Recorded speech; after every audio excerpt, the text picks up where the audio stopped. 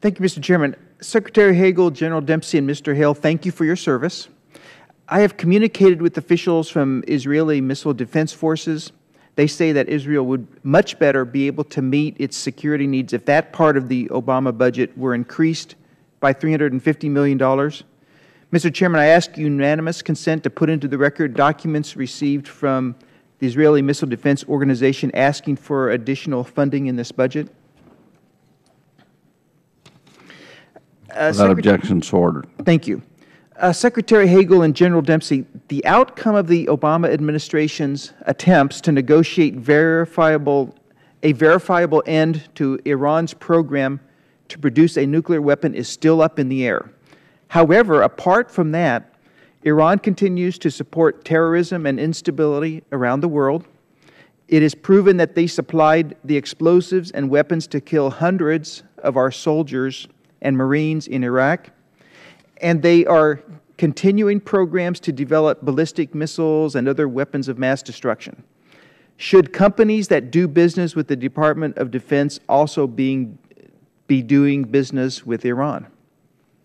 Congressman, we have sanctions in place, as you know, to address that.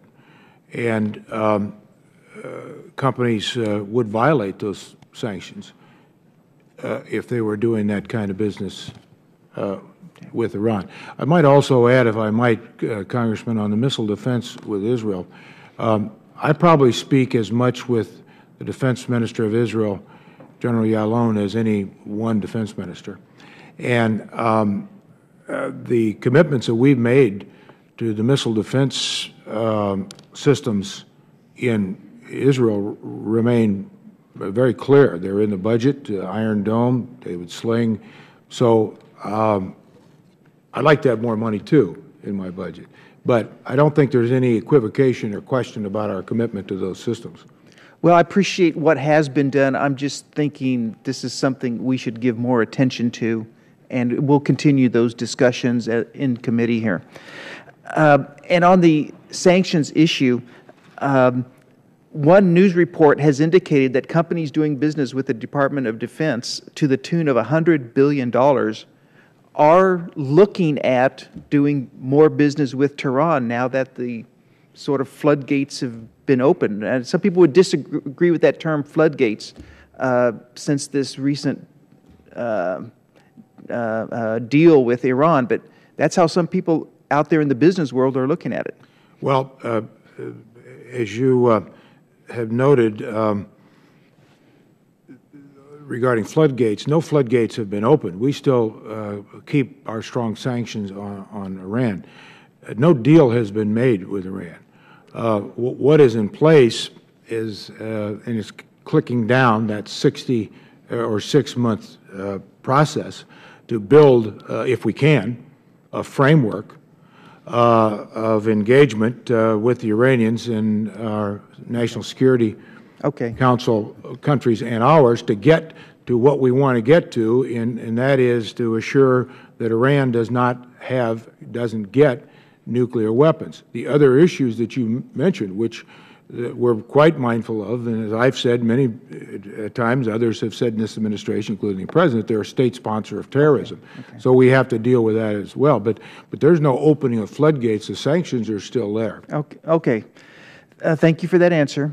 And also, Secretary Hagel, given the Russian push into the Ukraine, the uncertainty involving Iran, we just touched on, continuing instability in North Korea, Chinese expansion, the loss of almost 2 million documents through Edward Snowden's treachery, potential cyber attacks from shadowy players. Were it not for budget constraints, would you be advocating for the reductions that are in this budget? I wouldn't be advocating for the reductions in the budget at all.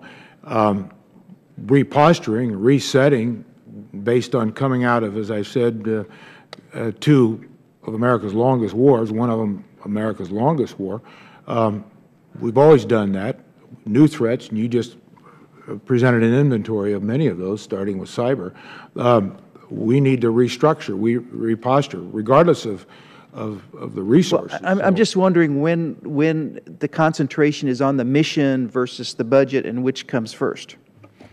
And well, the strategy and the mission has to come first, but I don't think, other than you're interested in a college paper, a seminar project, if you can't implement the strategy, and if it's not resource